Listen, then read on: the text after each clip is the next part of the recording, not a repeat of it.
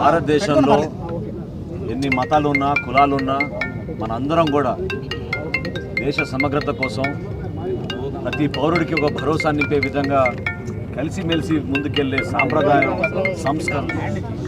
సంస్కృతి మన పెద్దలందరూ ఎప్పటి నుంచో నేర్పించుకుంటూ వచ్చారు. ఉగ్రవాదుల దాడిలో నిన్న కాశ్మీర్లో జరిగిన సంఘటన ప్రతి ఒక్కరిని కదిలివేసి దుర్మార్గమైన చర్య. పర్యాటకుల్ని అన్యాయంగా టార్గెట్ చేసి మతం పేరుతోటి ఉగ్రవాదులు ఆ విధంగా దాడికి పాల్పడడం నిజంగా తలదించుకునే పరిస్థితి. భారతదేశంలో ఎప్పుడు కూడా ఒక జాతీయత, కలిసి ఉందామనే ఒక మనసు, అందరం కలిసి ముందుకెళ్తేనే మనం మన దేశానికి ఒక నమ్మకం కల్పించే విధంగా మనం అద్భుతంగా మనం ఎకానమీగా ముందుకెళ్ళాలి. ఇతర దేశాలతో పోటీ పడాలి. మన బిడ్డలకి గొప్ప అవకాశాలు కల్పించాలి. ఇదే ప్రతి తల్లి కోరుకునేది. దానికి విరుద్ధంగా నిన్న ఏ విధంగా అటువంటి దుశ్చర్యలో ఉగ్రవాదులు పాల్గొన్నారో మా పార్టీ అధ్యక్షులు పవన్ కళ్యాణ్ గారు మమ్మల్ని అందరినీ కూడా ఈరోజు ఈ సంఘటన జరిగిన తర్వాత దేశభక్తితోటి ముక్త కంఠంతో మనందరం కూడా మనపైన జరిగిన దాడిగా మనం భావించుకోవాలి. ఆ కుటుంబాలకి మనం సానుభూతి తెలపడమే కాకుండా భవిష్యత్తులో ఎవరు కూడా ఇటువంటి హేయమైన చర్యను పాల్గొనకుండా మనం ఒక స్ట్రాంగ్ మెసేజ్ ఇవ్వాలని మా పార్టీ అధ్యక్షులు పవన్ కళ్యాణ్ గారు కోరారు.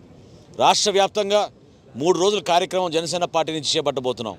ఈరోజు కొవ్వొత్తుల ర్యాలీ, సంఘీభావం తెలుపుతూ ఆ కుటుంబాలకి ఒక నమ్మకం, భరోసా, మీ అందరం మీతో ఉన్నాం, ఇటువంటి బాధాకరమైన సంఘటనలో మా వంతు మేము నిలబడతాం అనేది తెలియపరచడానికి కోసం చేస్తున్న ఈ కార్యక్రమం.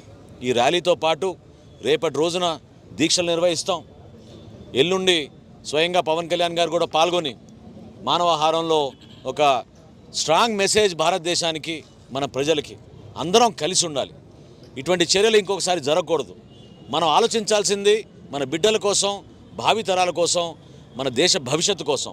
అంతేగాని ప్రశాంతమైన వాతావరణం తీసుకురావాలని నరేంద్ర మోడీ గారి ప్రభుత్వం కాశ్మీర్లో చేసిన చర్యలు, కొన్ని కార్యక్రమాలు, అది అంతిమంగా దేశానికి ఉపయోగపడుతుంది, జమ్మూ కాశ్మీర్కి ఉపయోగపడుతుందని చేసిన కార్యక్రమాల్లో కూడా చిచ్చులు పెట్టే ప్రయత్నం ఉగ్రవాదులు చేశారు.